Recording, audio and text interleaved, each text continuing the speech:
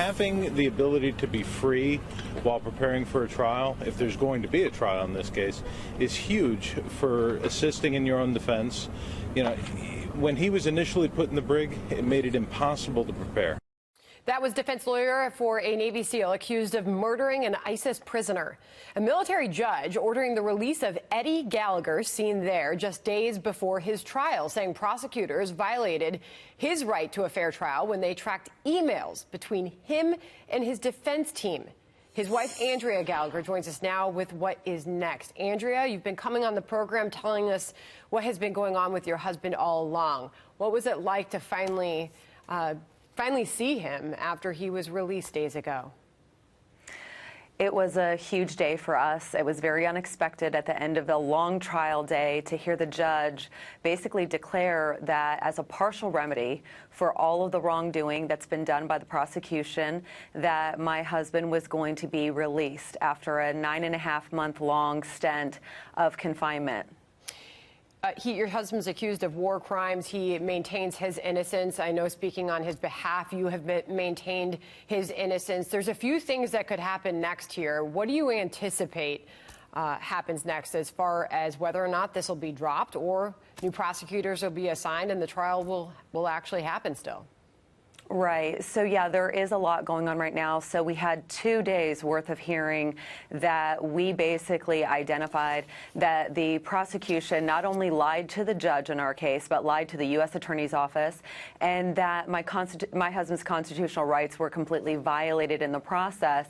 So when we're looking at this, what we had asked for was, in consideration of all of the past misconduct by the prosecution, the spying, the hiding of exculpatory evidence, the witness testimony changing, flipping, NCIS now in collusion with the prosecution, we asked for dismissal. So dismissal is an option that's on the table. Otherwise, we're going straight to trial. And I know you're preparing for that trial regardless of what you think may actually happen. Right. So as far as this being a small victory, Andrea, you've been waiting on this day for a long time. What was it like? What did Eddie have to say when you finally were able to meet with him and speak with him?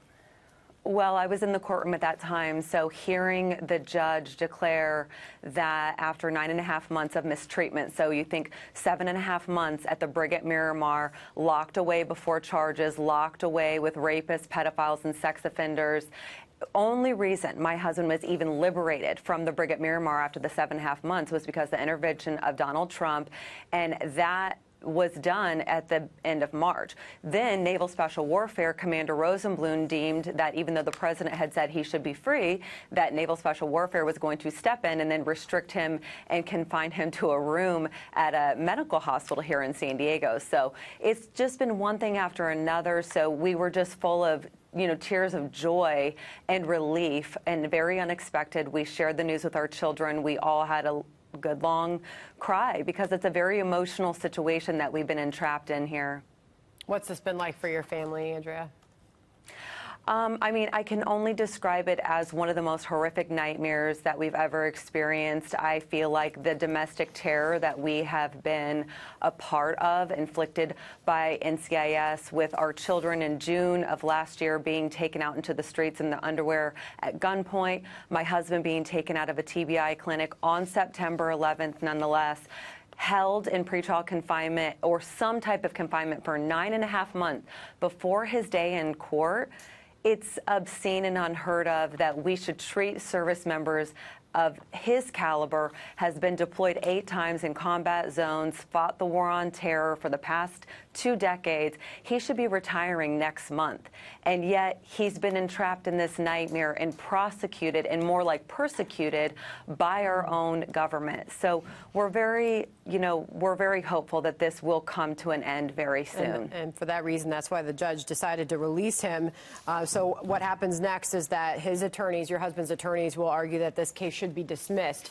That will happen on Friday, and we look forward to following up with you on that. Andrea Gallagher, thank you. Thank you.